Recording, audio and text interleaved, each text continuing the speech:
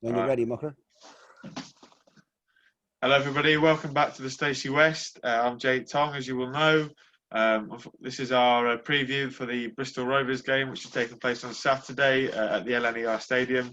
Fortunately, again, I've got a really good guest on this week, a good friend of mine, Riki. Evening, Riki. How you doing, mate? Evening, Jake. All right, lad. If you want to introduce yourself, Riki, a little bit about what you do and how you came. Yeah, so I'm Riki, aka Tricky Riki, as they like to call me. I am a FM Twitch streamer over on Twitch TV, where you can catch me most nights streaming FM, various teams. I met Jake first. Came into from a raid from a lad, another streamer who streams FM, and he came in. I've known Dong ever since, and got Dong Jake, as he likes to be called instead, is he's a very good lad, very good lad. So obviously, if we talk a little bit more about the football, Rovers, from an outsider's point of view, recruited very well in the summer. Zane Westbrook was one that obviously did really well with Cov last year. Brandon Hamlin as well, another good striker from Gillingham. What he just talked to us a little bit more about the recruitment that Rovers did this summer. Well, the recruitment that Ben Garner went with was to change the style, and I think he's trying to make us a bit like Sheffield United, with the three at the back, bit of wing play with the wing backs, and then a solid midfield and a bit of creativity and attack. He went and got a couple of very good, strong centre backs in Jake Baldwin, who struggled at Sunderland after his first season, after he hit the ground running there, and we got him on a free, which I thought was a very good piece of business. But even better than that was Max Amer, who we got from Gillingham on a free. I thought he was a very good, solid option. Like you said, you've already mentioned Zane Westbrook, a very good, creative midfielder, trying to pull the strings. When it got a couple of youngsters in Tonge at left back, and what was his name, the striker? Is it? I'm going to butcher his name. I know I am. Yonge or something like that. I think he's a striker. Yeah. Kevin Yonge from non-league, actually. A couple of non-league gems. But overall, I think the recruitment was very strong and trying to play into what Ben Garner's trying to do and trying to make that ball stick on the floor, play it around, trying to open teams up with a bit of creativity and a bit of spark. Unfortunately, it's not, as you said, results haven't been great. They haven't started well, but it is what it is, isn't it? And obviously, altogether very strong, in my opinion. As obviously you've not got off to a great start. Obviously, Gardner's had this summer to bring his own players in, because obviously he replaced Graham Coughlin, who left for Mansfield. Is there starting to get a bit of pressure now on Garner? Well, I think the pressure has been building since the minute he took over. A young up-and-coming manager in his first proper management job, because before he was Rovers manager, he was a coach, and a very good coach.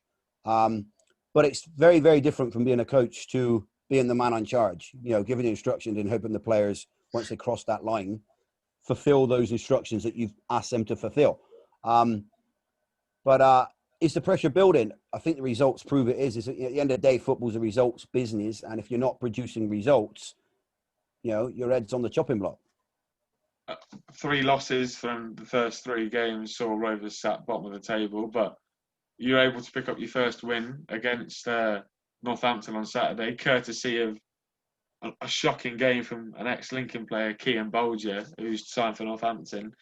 Can you talk us through that game and how? Well, funny enough, you mentioned Kean. I don't know if you realised, but he was also at Rovers as well. Yeah, Kean Bolger. Yeah, it was. Yeah, Kean Bolger was at Rovers. I'm not too sure if he went somewhere before he went to Fleetwood. Yeah. But I know he had a spell at Fleetwood. So it's quite funny to actually play for both clubs, which is kind of a funny one. But it is what it is. Northampton, from what I saw, looked like they were just trying to play the ball right up over the top to their key man, and it wasn't working. For me, it's the best performance of the season so far, and you could see what the philosophy and the style of play that Garner's trying to get out of the lads. Yeah. It looked like it clicked Saturday. Yeah. Whether we can continue that on, and it then gives the boys confidence moving forward, only time's going to tell. we've spoken a lot on, especially on your streams, about the opening to the season. Rovers had quite a difficult first couple of games, didn't they? Well, when I saw the fixture list at the beginning of the season, I said to myself, I'd be happy with a point from the opening 3 games, because you don't play Doncaster, Sunderland, and Ipswich, No. and think you're going to win every single game. Yeah. I think two of them were away from home, and the one away from home, which was the point we gained up at Sunderland, which I thought was a cracking point up at Sunderland. If you would have offered me that, at the beginning of the play of that day, I would have snapped your hand off and said, yeah, I'd take a point. Going to Doncaster started really, really well. Doncaster were always up there firing, aiming towards the playoffs. That was always going to be a tricky tie, and so it told. And then the Ipswich game, we actually lost to them prior, a couple of weeks before. Yeah. So, I didn't think a lot would have changed from that time to the actual league fixture, and a point I'm happy with. But I think Saturday's game just gone against Northampton, I think that, in my opinion, was a must win. Because I think if we would have lost that, I don't think we would have been talking about Garner right now. I think we would have been talking about who's replacing Garner. Yeah. Because I think he would have lost his job personally. Obviously, we spoke at length about where we think our clubs are going to finish this year. What can Rovers achieve this season? I remember you being very confident that Rovers would potentially sneak into the playoffs. And to be fair, the recruitment sort of indicated that. And obviously, the strong start you made last season, you were up in the playoff picture definitely around Christmas. Where can Rovers finish this year, and what can they achieve? Can they get into the Championship? Can they get into the Championship this season? I think that's a bit of a tough ask, unless Saturday's game against Northampton just gone, unless we can produce that sort of result and style of play week in, week out consistently, I think we're going to just be another mid-table season for us. Yeah. I think I see a lot of similarities in a sense between Lincoln and Rovers, because we both have young upcoming managers who are very good coaches, and we're both probably a couple of years away from seriously challenging. Although our start to the season has probably made what I've just said look like a load of rubbish. What have your thoughts been on Lincoln's starts to the season? Obviously, Lincoln have started strong. I didn't expect the start that you've had, to be fair. The problem with, and I've spoken to a fellow mate of mine who's another Rovers fan, and we're both in agreement that Appleton, with his squads, always gets the best out of them at the start. And then you're a bit like the team we don't like to mention from the other side of Bristol. Yeah. Your bubble bursts with Appleton's teams. Whether that's going to happen this season with Lincoln, only time will tell. But you've started extremely, extremely well. I've been very, very surprised with the start you've made. Were there any names that we recruited over the summer that caught your eye at all? I wouldn't say that, you signed the Palmer, the goal, the lad that was it Plymouth last season in goal. He's obviously up and coming.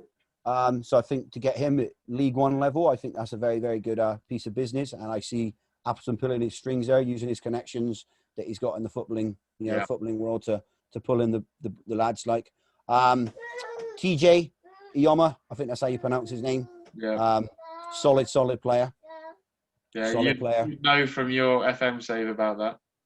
Yeah, exactly. I signed TJ over Sabadell, so it's two different levels of play, but I thought he was good enough for Sabadell in the second division of Spain. So I'd only hate to think what he could do at League One level. Yeah.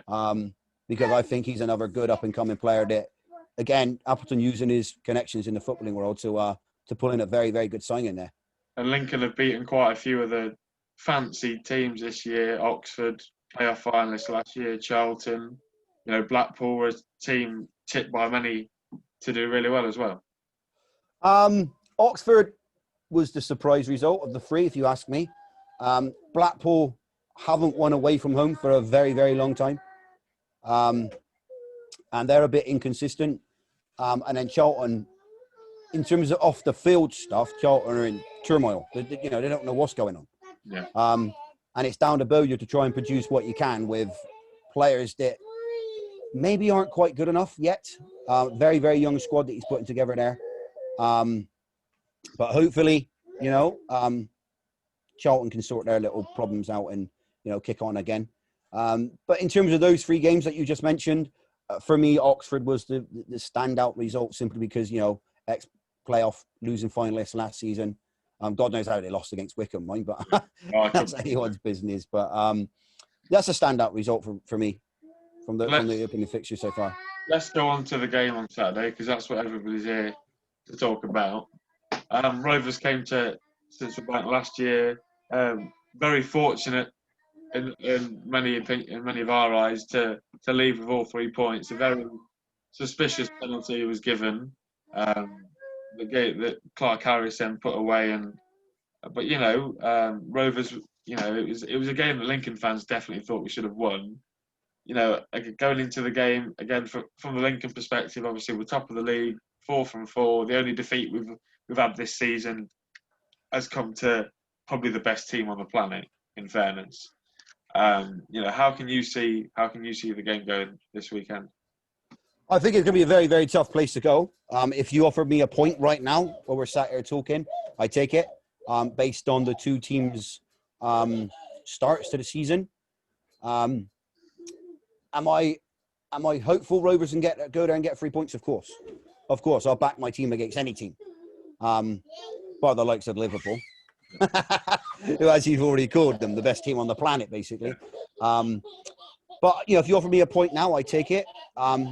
In my head says Lincoln should win this easy. But we went there last season and we beat you, so yeah, who knows what can happen. Just before I ask you for a score prediction, are there any players that are hitting a bit of form? Well, are we confident after the win against Northampton? I think the whole squad would have a lift because of it. Yeah. I don't think it'd be an individual player having more confidence than another player. I think as a whole, we play as a team. And if we lose as a team. We win as a team. And any win breeds confidence in a winning side. Right. If I could push you for a score prediction, what would you go for? My heart says the Rovers win, but my head says 2-1 Lincoln. Well, I think a lot of Lincoln fans watching that would certainly take another 3 points to bolster our promotion hopes. Maybe it's all up in the air at the minute. Thank you very much for coming on. If you guys would, are fans of Football Manager or gaming in general, the link to Riki's Twitch and YouTube will be attached to the article. But thank you everybody for watching, and let's have another 3 points on Saturday then. Up the Imps. Adios. Boom. Show it, Jake, lad. Let's go, dog. Oh God, I haven't finished recording.